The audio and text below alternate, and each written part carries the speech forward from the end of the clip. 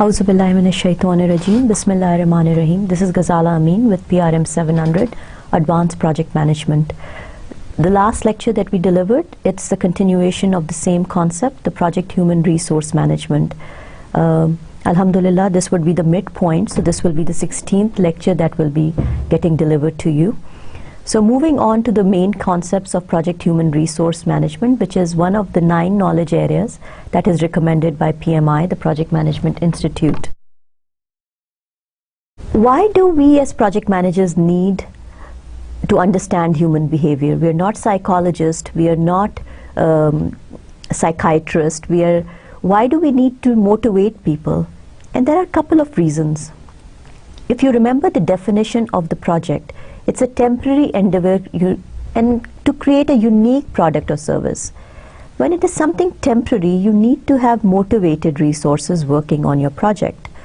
So going in with that concept, when a resource, a human resource in particular, comes in and gets added on to your project, you need to ensure that that person comes in ready to do the work, gets the work done, and is ready to move on. With that concept in your head, let's look at a couple of definitions. Project managers must understand human behavior, perhaps more so than the functional managers. And there are a couple of reasons, like I explained before. The reason for this is that project manager must continually motivate people towards successful accomplishment of project objectives. Motivation cannot be accomplished without at least a fundamental knowledge of human behavior. So, when you bring in the resources and you go in through the 5 phases of forming, storming, norming, performing, and then the adjourning, and the adjourning coming sooner than in some of the other functional management departments. In that situation, when the resources are brought in, you as project manager, along with your project organization, expect them to hit the road running at 110 miles an hour, get the work done, hopefully with the least amount of training, with the least amount of added on skills that they need to be mentored, and get the work done and then move on to some other assignment. So with that mindset, we have to continually motivate these resources because project priorities are extremely clear. You need to be able to deliver on time, on budget, on schedule, and there's always a particular estimate that is provided to get the work done. Understanding human behavior. The hierarchy of human needs. All of you who are listening to the lecture today, who've had fundamental training in any management concepts or have taken any management kind of classes, must have heard of the Maslow's hierarchy. What is that particular hierarchy? The basic needs are physiological need. Please do not confuse this with the psychological need. This is physiological, basic needs. The food and clothing, then the security, and then the social. After those needs are met for any particular human being, with the baby being born, getting the food, crying for clothing, getting clothed, moving on, more of security, shelter, housing, and then social acceptance. When we move on to bigger and better thing, we start thinking of self-esteem. Self-esteem would be, the definition of esteem would include self-respect, reputation, recognition, and self-confidence of being the best and the expert in their own respective fields. For all of you out there that are listening to the lecture and have enrolled in the master's program, are actually working on to the self-esteem. Bachelor's degree probably gets the basic needs covered. But when you want to get into a situation where you're doing bigger and better things, when you want to get that promotion, when you want to look for and aim for better or job opportunities, you start thinking of going into graduate programs, and this is one step into moving more into self-esteem. In most situations, your parents would want you to actually get a graduate degree or get into a master's program. All that is leading into their need and your need of being respected in the society, being better than just doing the basic or just fulfilling the basic needs that the society expects out of you. Self-actualization. And what is the definition of that word? Self-actualization is doing what one can do best. Realization of potential and constant self-development. It is also a give back to the community. It's that mindset, it's that situation where you assume that you have reached and you have fulfilled the basic needs that were required out of you, and now you're in a situation where you can actually give back to the community. Your worth is more by giving rather than in a receiving mode. Once we move on to the next slide, we will clarify this with more examples and more clarity. Look at that little pyramid. If you look at the pyramid, these are labeled as the physiological, the safety, the social, the esteem, and then the self-actualization, moving from low to high. A satisfied need is no longer a motivator. So let's focus and spend some time on this little picture. A baby is born, and the first thing with the child coming into the world, the basic need is the physiological need. Like I explained in the previous slide, this is the basic need of getting food and getting clothing, the roti and the kapda. The next one is the safety and the shelter, which is the makan. The basic slogan or the basic thing that every human being needs is the roti, kapda and makan concept. Unless and until these needs are met, any of the basic foundation needs, until and unless those needs are met, you cannot prosper and you cannot think and you cannot tune your brain into thinking other and bigger and better things in life. So if you know that you have to strive to get the next lunch or the next dinner, it's hard for you to actually be thinking of whether I want to do MS in project management, or I want to do an MBA, or I want to pursue into a PhD program. If day in, day out, your cycle is moving into the jaddo-jahad of trying to get the basic needs fulfilled, the roti, kapda and the makan, there is no way that you can actually think of bigger and better things. Having said that, that would be the explanation of a satisfied need is no longer a motivator. But once you know that you have the comfort of having food available, you have the comfort of knowing that a shelter is available, you have a house that you can come down to and spend your nights in, then you move on to the next level, the social needs. And then you start thinking of, my neighbor has a bigger car, or my neighbor has a car. Do I need to get one? My neighbor's children are going to a better school. It's the social acceptance. It's the way human beings are built. You want to achieve and you want to give yourself a little bit of a higher target, and that is what is called harkat mein barakat hai. So the social acceptance, the social needs are met. These are the norms of living in a society. So slowly and gradually you're working your way up. Sometime some of these The physiological, the social, and the safety are already provided to some people, and they always start off with the esteem. In most of our cases, we may start off with a safety, or we may start off with a physiological need.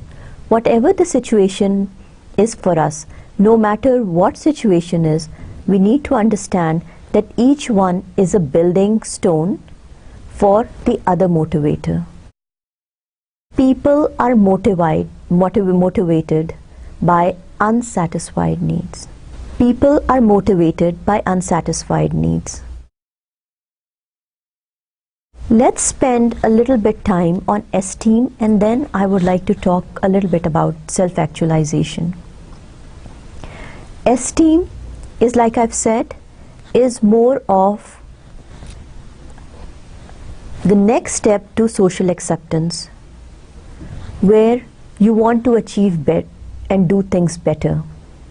You already have a job, but getting to the next level requires you to get certified in a certain technology, or a PMP certification, or again a MS or an MBA, something that will give you an edge over others within your group.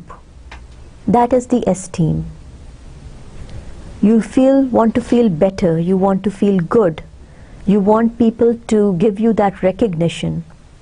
We are hungry in this state of getting more esteem, more self-respect, and that is acceptability by people around us. That is esteem.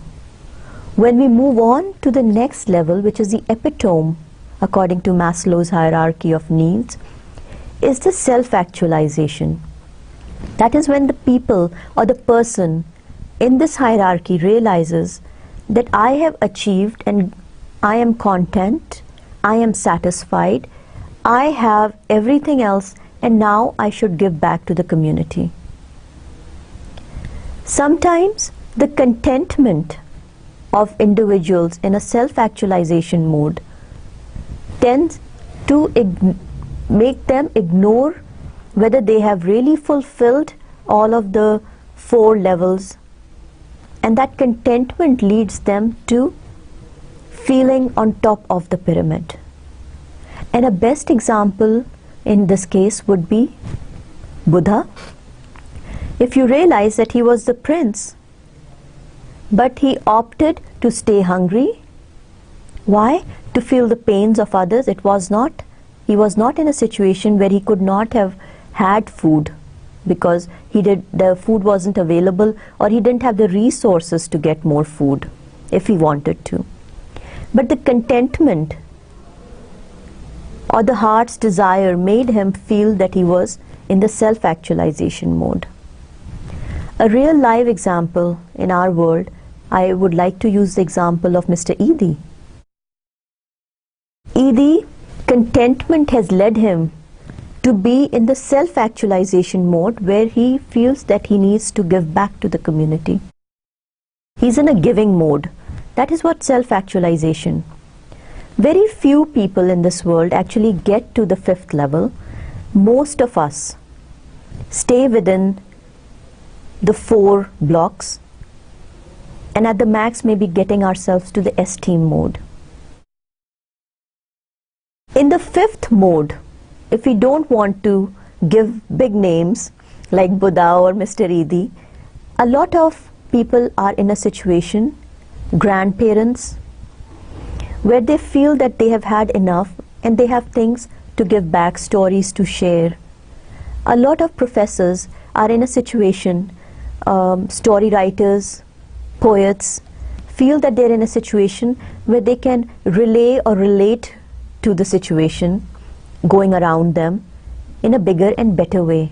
Some of our writers, some of our authors, again, there are plenty of examples around that. In a corporate sector, a lot of people who get to that situation where they start mentoring and coaching others, not because their job demands them to be in a situation, but they feel fulfilled that way. If I want to use Bill Gates as an example, that may not be right because we don't understand the undocumented needs or motivation that is leading him to be more in a charitable situation. But ignoring all those underlying and ignoring the conspiracy theory that is going on underneath all these charitable situations, Bill Gates would be a good person in the self-actualization mode. He's considered one of the richest persons in the world, having Microsoft underneath him. Now he is in a mode of give back, going out to Africa, going to India, South Asian countries, hopefully coming to Pakistan one day, moving on, doing charitable situations, trying to eradicate malaria, trying to give back to the community, to working with the less developed nations, puts him in that role. There's an arrow on the slide right next to the pyramid which takes you from the low to the high. So you always starts with the building block, which is the physiological needs, moving on to the other motivator. I would reiterate before closing and moving on to the next slide is that people are motivated by unsatisfied needs. Make sure you understand what this particular line means. So that was more of a philosophical way of thinking, why we do certain things, where are we, why do we want to pursue bigger and better things, from materialistic to more of psychological, ideological concepts. So those are motivations and motivators for all of us as human beings. If we want to focus our attention now on the project manager's interpersonal influences. Being human beings, all of us have been given some qualities, natural abilities, God-given ideas, God-given situation. Project manager, being a human being, reacts to certain situations in different ways. So if you have 3 or 4 different project managers, 3 or 4 of them will work with individuals or work with their own teams in different ways. Again, we'll be focusing on 5 interpersonal influences. That is something, the way the project manager reacts to situation, the way the project manager deals with their human resources, or even with their superiors. The first attitude is the formal authority. Project manager with this God-given ability is perceived as officially empowered to issue orders, and the project manager with this formal authority as an interpersonal influence regard this as a gift. He or she tends to use authority, likes to give orders, wants to be the boss. This is the person or a project manager who wants their subordinates to stand up when they see him or her in a very, very formal way.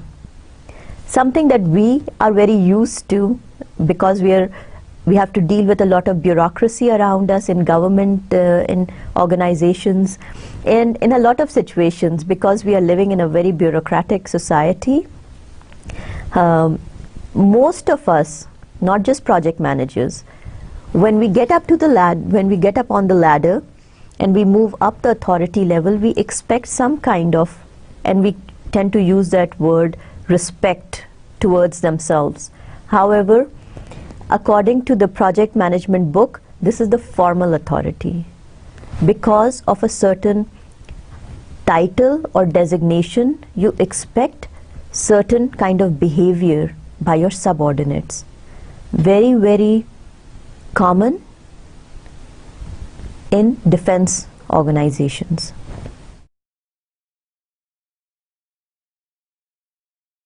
Another interpersonal influence that the project manager tends to use, and again some different people tend to use different interpersonal influences. This particular influence is used by project managers when they want to use money or monetary or non-monetary benefits as carrots in front of horses.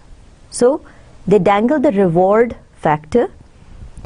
Project manager is perceived to as capable of directly or indirectly dispensing rewards. And that could be salary, it could be promotion, bonus, future work assignments, etc., etc. So this kind of project manager uses the reward power as an influencer to get work done. The constant reminder is, if you get this work done, I'll help you find another assignment. If you do this job well, this can be used as promotion, or this will be used as promotional incentive for your next assignment. If you get this work done, I'll help you find bigger and better project next time. Kind of giving the incentive that I as a project manager am capable of rewarding you monetary or non-monetary, in non-monetary and non-monetary ways for bigger and better things and achieving your targets.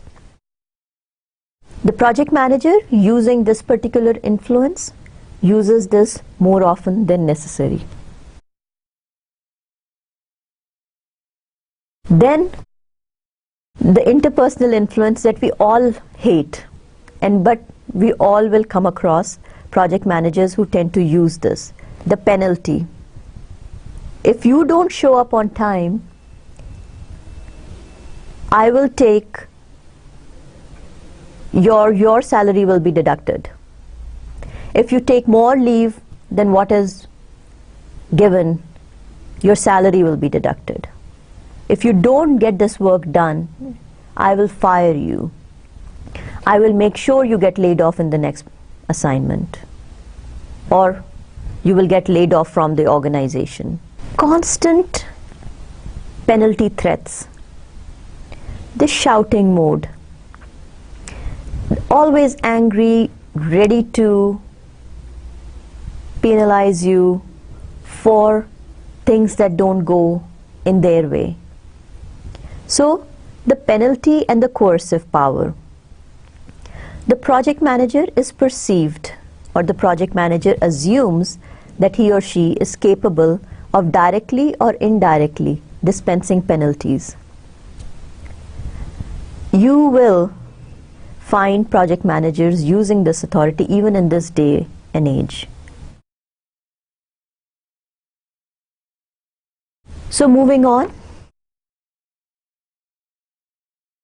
Then there are situations where the project manager displays expert power. He or she is perceived as possessing special knowledge or expertise. The project manager knows, and the team understands, that he or she knows what they're doing. They know either the technology, or they know the processes, or they know the organization really well. They have worked very well with the customer in the past. So when they say something, it must be the right thing. This situation is an ideal situation where you say something as a project manager, and your subordinates, your lateral communicators, and your upward communicators, that means your superiors, the vendors, and the line managers, and your own team, will respect you for the expertise that you possess and will take your orders. This requires minimal effort on your part as a project manager, and you should learn to use this ability to the best in the best possible way. The next one is a totally God-given ability. Some people tend to have charming personalities. People like to trust them. It's their attitude, It's again their personality, it's how they listen and work with you. Some people have that physical attributes. They tend to smile more, they tend to have a softer image. They tend to know what they're doing, and people like to confide with them. People tend to listen to them and take orders from these individuals. An attribute which is important in leadership situations. So, the ability to gain support because the project personnel felt personally attracted to the project manager. And don't take the word personally attracted in a wrong way. It's that capability of that person to inspire confidence. It's that ability of the person to inspire trust and get corresponding support from their team members. It's called the referent power, the charming personality of project managers or people in leadership situations. So out of the 5 powers or the 5 interpersonal influences that we talked about, which ones would you think will be the best ones?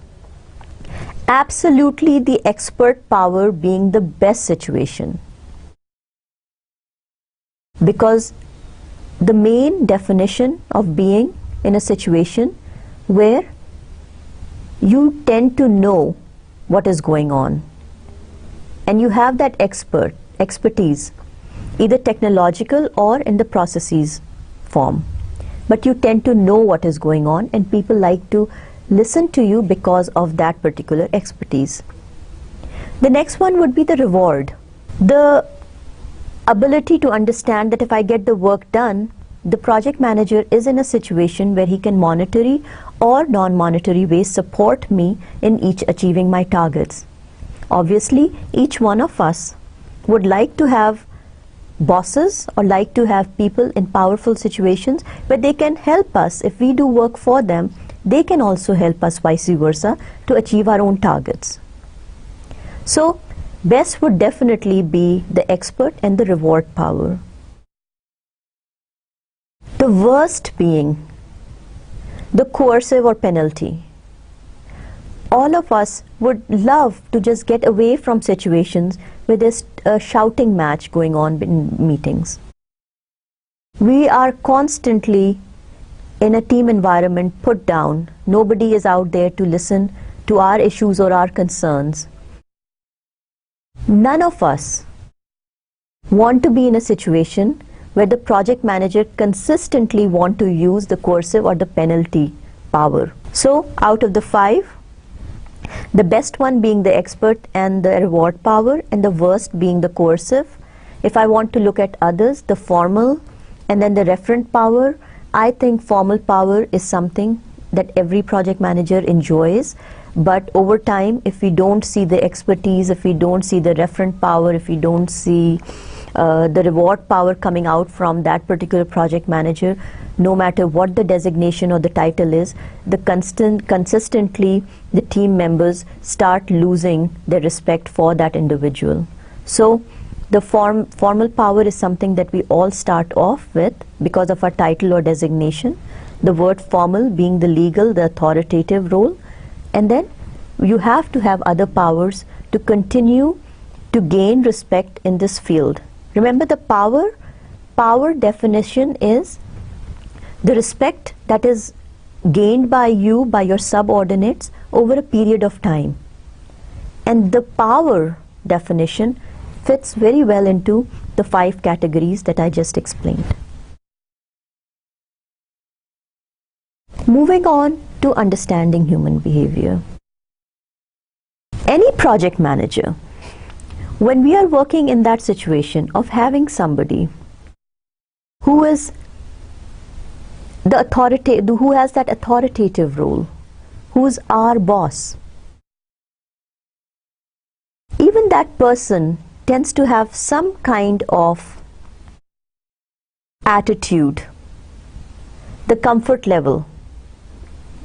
And so many consultants, many psychologists have spent hundreds of hours researching and coming up with theories. The three theories that I'm going to talk about in the next 3 slides will be theory X, theory Y, and theory Z or Z.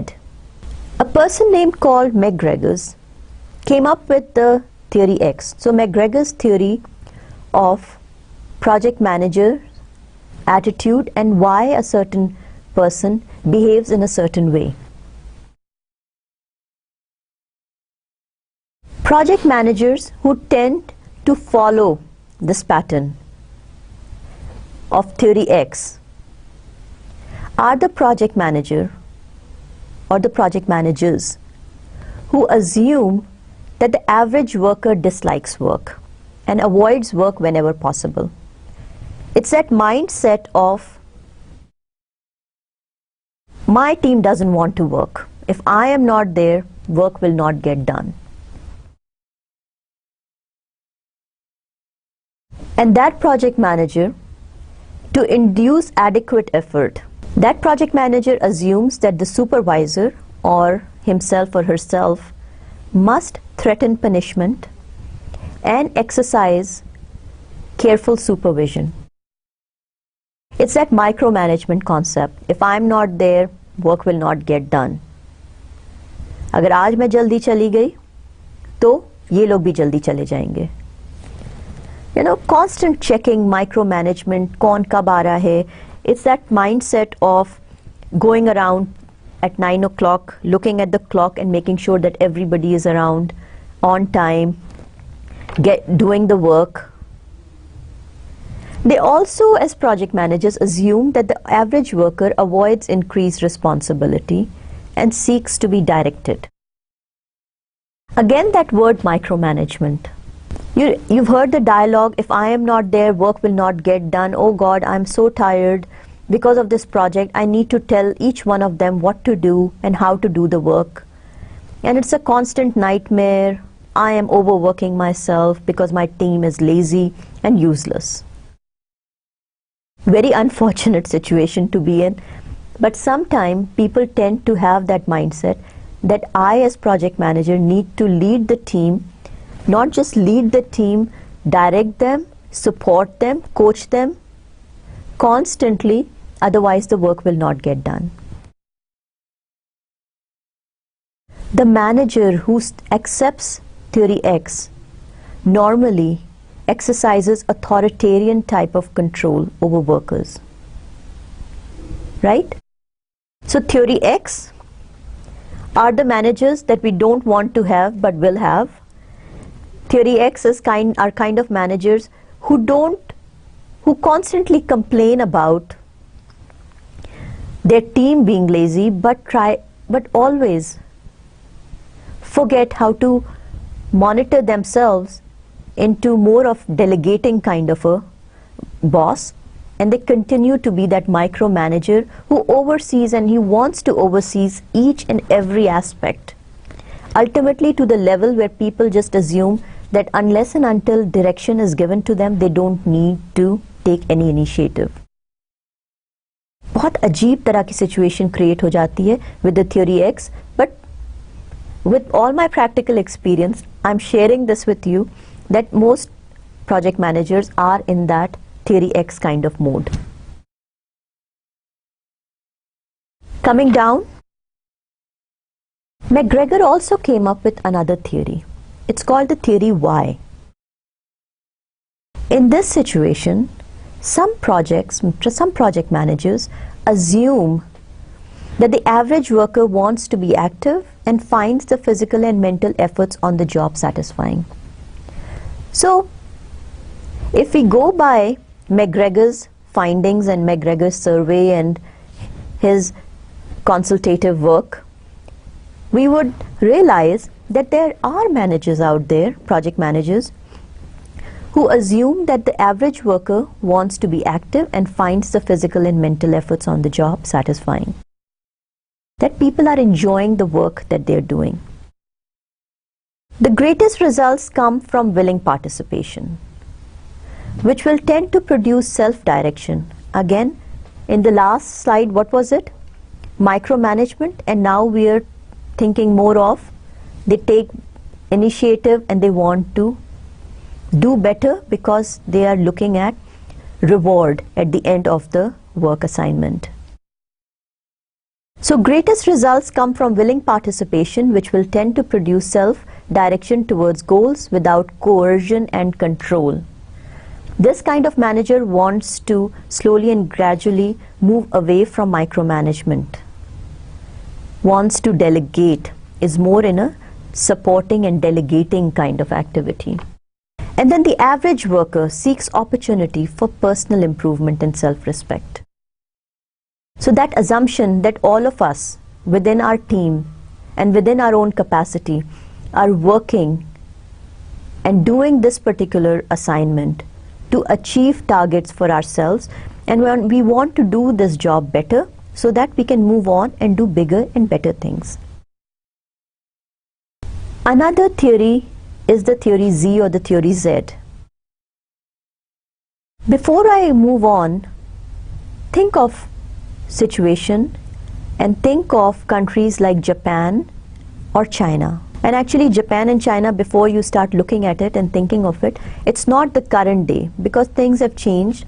We are becoming more and more materialistic. But think of what we think of the Chinese workers or what we think of as Japanese workers, their mindset, or how people used to behave several decades ago. With that mindset came the theory Z or the theory Z. It's the Ouchies theory. It's the Japanese way of handling people, or at least how Japan used to behave, but the mindset is still the same. 3 ingredients in a theory Z: trust, recognize ever-changing relationship among people, and intimacy. The cultural values: lifetime employment, slow promotions and infrequent evaluations, non-specialized career paths, collective decision making and responsibility. जिस तरह से हम पहले सोचते थे कि जब हम किसी बड़ी ऑर्गेनाइजेशन में चले जाएंगे, हम स्लोली एंड ग्रेजुअली प्रोग्रेस करेंगे और वहीं से रिटायर होंगे, पेंशन लेंगे और अल्लाह अल्लाह करेंगे. दैट माइंडसेट के हर साल थोड़ा सा इंक्रीमेंट मिल जाएगा, काम जितना करना है उतना ही करना है, कोई आउट एंड अबाउट नहीं होना, कोई you don't have to go over the top, you don't have to do something better or always in a rush to do bigger and better things. There are no high achiever targets out there on a day-to-day basis. There are no evaluations every 6 months to evaluate where you are. If you haven't achieved your targets, then out the door kind of pressures on you. वो जो typically जो हमको corporate world ने अब हमारे सरों पे डाल दिए, that constant competitive mode, challenging environment. Sometimes we tend to like it, but sometimes it also becomes a burden on us. The slow and gradual. Japanese culture में एक बड़ा होता था जब आप जाते थे और फिर जब आप उसको आप दिल से उसको अपनी ऑर्गेनाइजेशन को एक्सेप्ट कर लेते थे. आपको पता था आपको कोई निकालेगा नहीं, हर 6 महीने साल पे आपको थोड़े से पैसे ज़्यादा बढ़ जाएंगे, आप उसी में रहोगे, आप दिल लगा के काम करोगे, आपकी ऑर्गेनाइजेशन आपका ब्रांड नेम है, those minds. Having said that, let's come up with an example to clarify theory X, theory Y and theory Z. Your company is going through some troubled times. Money is, or the profit is less, और ये हम लोग हर कोई understand करेगा situation को, because we are in a kind of a recession mode all over the world. You have a big meeting and One way to save money is your sponsor or your business, the big boss comes in and says कि we are spending too much money on stationaries. हम लोगों को कुछ करना चाहिए. We are spending 5 million rupees because it's a big organization yearly for stationery supplies. Or somehow we need to cut this down, or at least 2 million तक हमको नीचे कर लेना चाहिए. ठीक है. अब हर मैनेजर को टारगेट मिल गया to cut back on using stationery supplies. Project managers or managers who believe in theory X, they'll come out of that meeting saying ये सारे वेस्ट करते हैं मेरे प्रोजेक्ट मेंबर्स. अगर इनको एक पेंसिल की ज़रूरत होती है तो ये 2 अपने साथ घर ले जाते हैं. I see them wasting supplies, useless printouts निकाल रहे होते हैं. अगर मैं इनको रिस्ट्रिक्ट कर दूंगा तो ये काम वेस्टेज नहीं करेंगे. पहला काम जो थ्योरी एक्स को प्रोफेस करता है मैनेजर, वो जाके स्टेशनरी के रूम को या स्टेशनरी की अलमारी को ताला लगा देगा. और उसके साथ ये होगा कि जब भी किसी को कोई चीज़ चाहिए वो मुझसे रिटन परमिशन लेगा और फिर अपना स्टेशनरी जो भी पेंसिल, पेन, टोनर, स्टेपलर, जो भी चीज़ चाहिए वो निकाल सकेगा. ये वो मैनेजर है जो थ्योरी एक्स को प्रोफेस करता है. थ्योरी वाई को जो मैनेजर प्रोफेस करेगा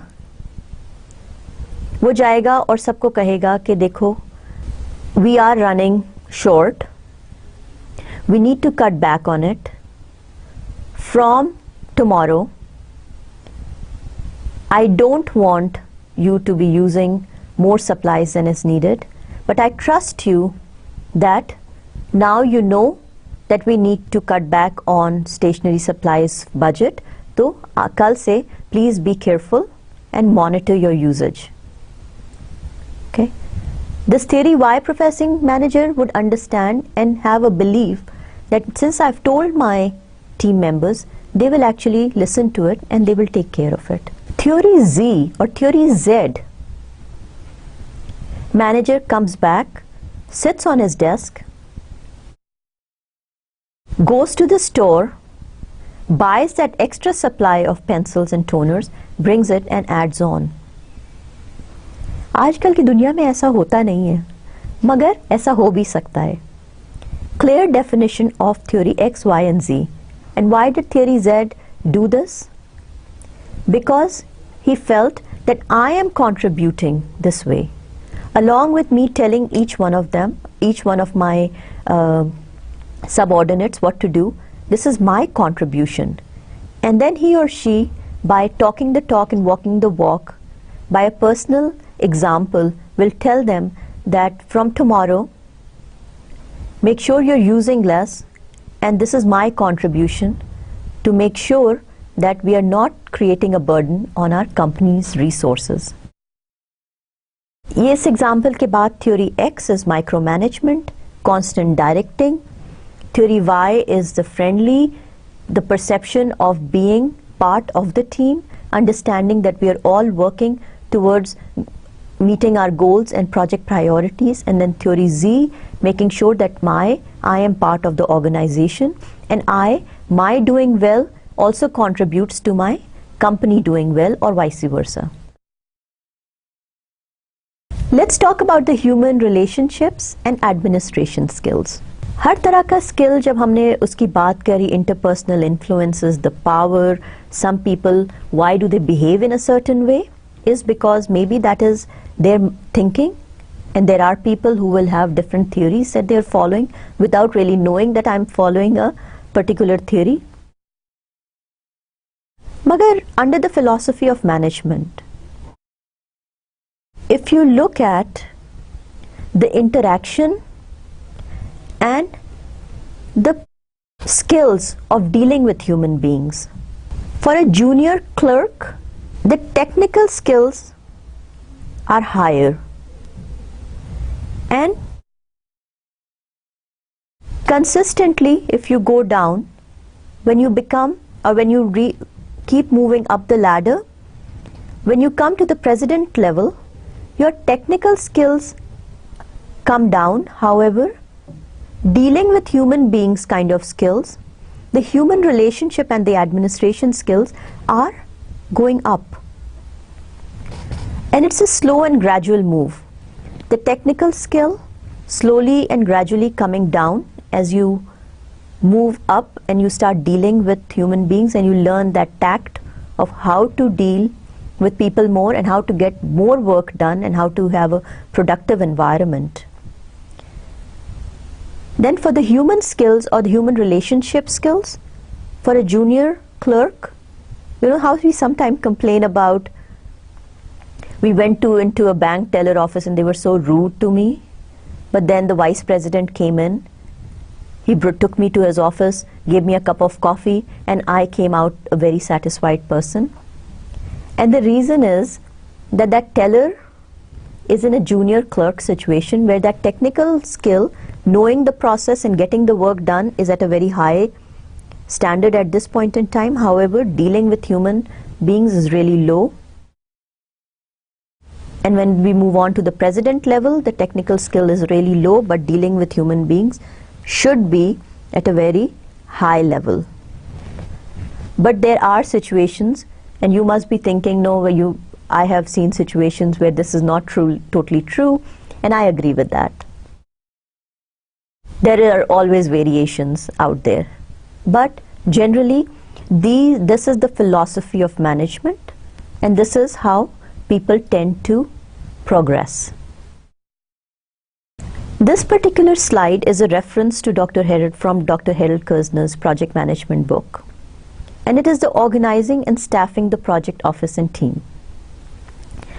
जब भी हम कोई project team को assemble करते हैं, whenever we assemble, and remember again I will talk about the 5 phases of it, the forming, the storming, the norming, the performing, and then the adjourning. Within all these phases, human resources tend to have different attitudes. और जब हम कोई project team assemble करते हैं, तो there's no guarantee कि जिन लोगों को हमने अपने टीम में डाला है या जो लोग हमारी टीम में हैं, वो सारे बहुत cohesive होंगे, they will work well together, they will learn how to achieve my targets are their targets. Or if you're a theory Y person, very hard for you to understand that there are situations and there are personalities which are very, very destructive. And destructive not in physical way, but destructive in terms of the harmony or the social acceptance within the team. अगर 6 लोग हैं, उनमें से 1 या 2 ज़रूर होंगे जिनको हम ट्रबल मेकर कह देते हैं. उनका काम ये होता है कि वो हर दफ़ा कोई नेगेटिव एस्पेक्ट ले आते हैं. Of all the studies that has gone on, अगर हम उसको कोशिश करें कि sum up करें, तो there are different situations and they tend to display different traits. और वो कौन कौन से होते हैं? Some people are aggressors, और इसकी हम अभी definition next slides में करेंगे. मगर aggressors, devil's advocate, जो भी आप बात कर रहे हैं उसका negative लेके उसको कहें और कहेंगे कि मेरी तो आदत है सच्ची बात कह देते हूँ, मेरी तो आदत है, मैं आपको वो भी बता सकता हूँ कि it may not go as well as you plan to be. I mean, जब भी आप कोई progressive बात कर रहे हैं या जब आप कोई team harmony की बात कर रहे हैं, तो they always have the negative aspect or they have a negative attitude about things. उसके बाद टॉपिक जंपर, बात हम कुछ कर रहे हैं, कोई और बात करनी शुरू कर दी और आप घड़ी देख रहे हैं मगर वो उनकी बात लंबी होती जा रही है. आप बात कर रहे हैं प्रोजेक्ट की, वो बात करने लगे कि किस तरह से आटा या चीनी इस वक्त मार्केट में कम है और हम क्या करें और सीएनजी की कमी है, और ऑल ऑफ अ सडन सारे जो टीम मेंबर्स हैं वो प्रोजेक्ट प्रायोरिटीज़ को छोड़ के इस गम में मुब्तला हो जाते हैं कि जी अभी हमको तो सीएनजी नहीं मिल रहा, या हम लाइन में खड़े हैं, या पेट्रोल की शॉर्टेज हो गई है, या देखो ये कैसा मुल्क है, यहाँ तो लोड शेडिंग बहुत होती है. सो पॉजिटिव और हारमोनियस चीज़ें या हैप्पी थिंग्स बोलने के बजाय वो उस तरह के लोग होते हैं जो हमेशा उनके पास कोई नेगेटिव होती है बात, या कोई ऐसी सिचुएशन होती है जिसमें लोग प्रोजेक्ट प्रायोरिटीज को छोड़ के उन्हीं चीज़ों में उलझ जाते हैं या बिजी हो जाते हैं। फिर इनमें कई ऐसे भी होते हैं जो रिकग्निशन सीकर्स होते हैं। हर दफ़ा ओ ये काम तो मैं कर सकता हूँ, पिछले प्रोजेक्ट में मैंने जब ये ऐसे किया था तो मेरी क्या वाह वाह हुई थी, ओ जब ये काम ऐसे नहीं करना चाहिए, इसको ऐसे करना चाहिए। Those are the people who are attention seekers, not always recognition seekers, मगर attention seekers. वर्स कब होता है ये काम?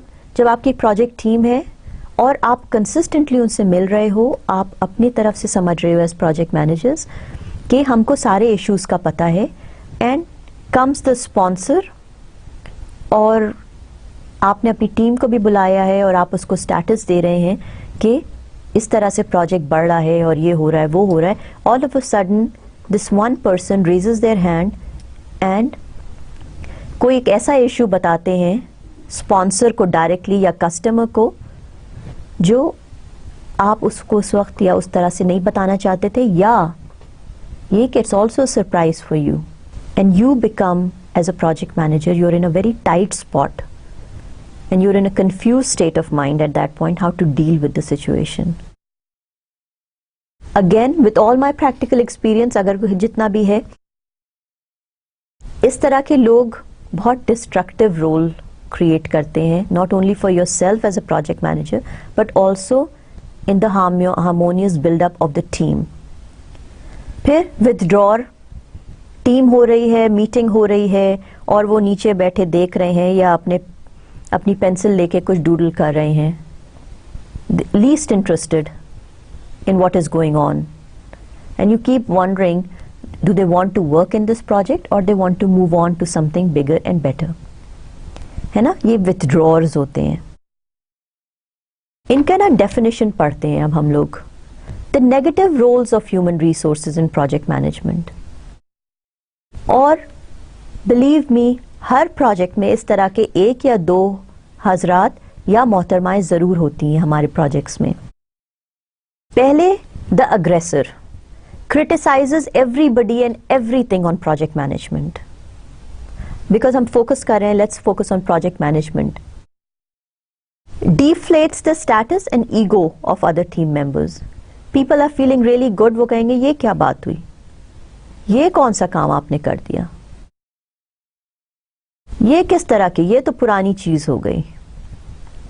और एक और चीज, always acts aggressively, tend to speak louder, tend to bang on the table, throws their files around, have this attitude like they're getting really angry, and people tend to go in a shell when they're approached by these people who are in the aggressor's mode. The dominator always tries to take over, professes to know everything about project management. The worst thing is that they try to manipulate people, will challenge those who are in charge for leadership role.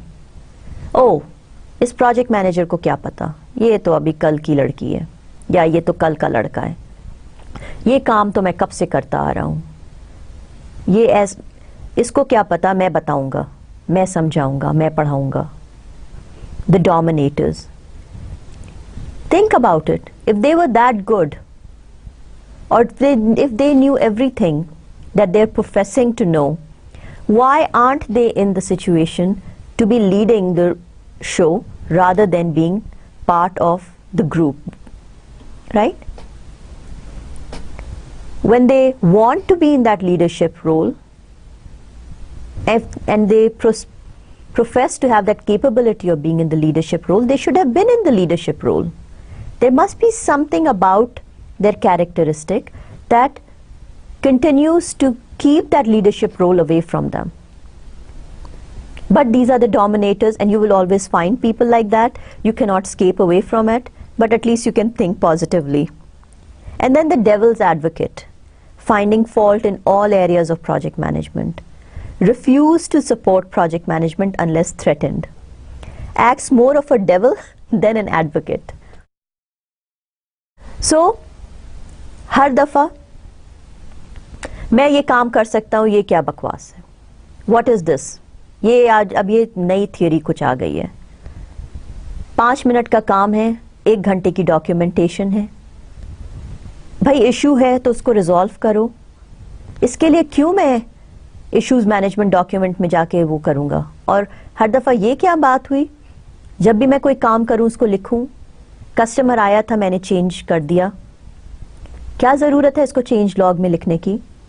ये सिर्फ ढकोसले हैं इन project managers के, आ जाते हैं नई नई चीजें लेके। And the reason why I'm so comfortable with saying these things is because I have been there, done that. And then there's a topic jumper जिसके बारे में हमने पहले भी बात की है, must always be the first one with a new idea or approach to project management. Constantly changes topics, cannot focus on ideas for a long time unless it's their idea. Or tries to keep project management implementation as an action item forever. Because implement कर नहीं सकते हैं काम, मगर नई नई चीजें लाते रहना है उस काम में। So the topic jumper. फिर नेगेटिव रोल में एक recognition seeker होते हैं, always argues in favor of their own ideas, always demonstrates status consciousness. I am a leader or I am a technical lead. I am certified. What I know you do not know. Likes to hear himself or herself talk. वो एक ऐसे लोग नहीं होते जो पूरे meeting में सिर्फ अपने आप ही को सुनना चाहते हैं और किसी और की बात नहीं सुनना चाहते। उनको अपनी आवाज़ बहुत अच्छी लगती है कानों में पड़ती हुई। Likes to boast rather than provide meaningful information. हर बात जो मैंने किया वो वाह वाह और जो दूसरे ने किया वो तो कुछ भी नहीं है। The withdrawer is afraid to be criticized, will not participate openly unless threatened, may withhold information, may be shy, है ना, इस तरह के लोग भी होते हैं। The blocker likes to criticize, rejects the view of others, cites unrelated example and personal experiences, has multiple reasons why project management will not work.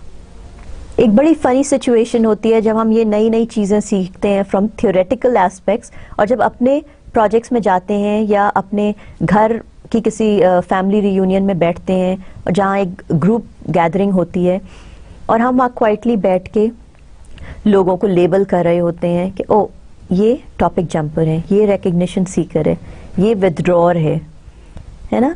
इस तरह के काम हम बहुत से डॉक्टर्स ने, फिलोसोफर्स ने, साइकोलॉजिस्ट ने ये काम किए हुए हैं और they've come to the conclusion where they have actually been able to label people's characteristics and traits and personalities into these names and situations, and knowing that you will always find these people, and it's not because you are having a troubling time, but these are situations where personalities like these cause issues for managers and project managers and technical leaders. हर चीज negative ही नहीं होती है इस दुनिया में, positive भी होती है। सो अगर वो नेगेटिव ट्रेट्स हैं हम में से कुछ में, there are also positive traits. और ये भी बड़ी अजीब बात है कि एट सर्टेन पॉइंट अपनी एज के साथ या एक्सपर्टीज के साथ या at a certain stage of either your career or life, your negative role can actually become a positive role, and you can move more into a supportive role. So ये भी ज़रूरी नहीं है कि अगर आप में कोई negative trait है तो आप till the end of your life you will continue to exhibit those traits. शुरू में अगर कोई नया टीम मेंबर recognition सीकर की तरह से एक्ट करेगा तो स्लोली एंड ग्रेजुअली हो सकता है कि वो more of an expert power भी डिस्प्ले करे। सो एक और चीज़ होती है कि अगर हम अपने आप को असेस करना चाहें तो we can move from being in a destructive role and move more into more of a positive role or a supportive role for your, not just for your project team members and your organizations, but also in a family situation or in a family support mode. मगर problem ये होता है कि हम में से कईयों को सारी जिंदगी लग जाती है, हमको ये नहीं पता चलता है कि हम we are actually moving more into a destructive role rather than a supportive role. So अगर कोई बताए या indicate करे तो I think we need to open our minds and listen to them. Okay, so roles people play that support project management implementation. अब हम family situation और अपने आप को असेस करने के बजाय फोकस अगर करें कि हम एक नई ऑर्गेनाइजेशन में जाते हैं, specially as educated project management professionals, और हम इम्प्लीमेंट करना चाहते हैं कोई those tools and techniques that we have learned. So when you go into a situation, organisation है जहाँ पे सारे 20 साल से 50 साल से वो एक तरह का प्रोसेस कर रहे हैं. Their senior people who assume that they are experienced and they know what they're doing and they're getting the work done to meet or exceed customers' expectation. और आप अभी नए नए आते हैं और उनको कोई नई चीज बताने की कोशिश करते हैं. You will come across all those destructive roles. मगर कई दफा आपको supportive roles भी मिलेंगे when you go in and you try to implement or bring in changes. Because हम लोगों को पता है as educated project management professionals, because these things are proven and practiced, and after a lot of research we have come up with ideas that will be successful over a long period of time and that will make the organization efficient and effective. हमको ये बात पता है और हमको ये we have to make sure as project managers कि we look for those supportive roles or human beings or personalities that display those supportive traits and work closely with them until we get into a situation where we can actually explain to more of the destructive roles of why project management implementation is important. So ये क्या है positive roles? Initiators. Is there a chance that this might work? Or let's try this. You want to implement a status report. And there are two people where you're constantly, as a project manager, you're trying to tell them how important a status report is, and you're getting all these destructive roles. And within that, two people raise their hands and say, let's try this. I think it'll work. What a great feeling it would be for you as a project manager, that there are supporters, there are people who support you and want to stand behind you. It's a new thing, will take more time, will need more documentation. Yes, it is change in the process, it's change in the way people work. However, once we implement this over time period, we will slowly and gradually get better at it, and this will prove to be an effective way of providing status to the customer for my project. Then one of the positive roles are the information seekers. Have you tried anything like this before? Do we know other companies where this has worked? Can we get this information? And then the information giver. Hopefully you as project manager are in that category of information givers. Other companies found that out. The literature says that indicates that you as a project manager have done your research and are ready to demonstrate that yes, whatever I'm trying to implement has been proven and has been out there and will provide a better situation for all of us. The encouragers. Your idea has a lot of merit. The idea is workable, but we may have to make small changes. What you said will really help us. The clarifiers, the harmonizers, the consensus takers, and the gatekeepers. So what are the gatekeepers? Let's spend 2 minutes on this. Who has not given us their opinions on this yet? Project managers who are gatekeepers like to go around the table. जब हम communication management की बात करेंगे, हर meeting में you as a facilitator or as an organizer of the meeting should give opportunity to everyone to speak up. और ये किस तरह से होता है? Small सा term हम use करते हैं, उसको कहते हैं going around the table. That means you start off from this person, go around, Anyone who has anything to say will say it, has an opportunity at that time, otherwise they will just say pass. That kind of gives the time and focuses the light on each individual to provide ideas or to share their concerns. Wonderful way of handling a meeting or closing down a meeting. फिर एक और gatekeepers का क्या है? Should we keep our options open?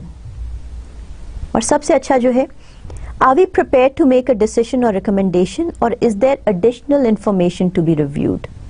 Now, after the end of the meeting, what are we telling the team? Is everybody in agreement? Are we all on the same page? If we are, then good. अगर आपका कोई concern है तो अभी share कर लें, और किसी के पास अगर कोई और एडिशनल इंफॉर्मेशन है तो लेट्स रिव्यू दैट टू. ये जो गेट कीपर्स होते हैं या क्लैरिफायर्स होते हैं, कंसेंसस टेकर्स जो होते हैं, जो डेमोक्रेट्स जिनको हम कहते हैं, हर की इंफॉर्मेशन लेते हैं, they are the supportive roles. These are the roles that continue to keep the project going.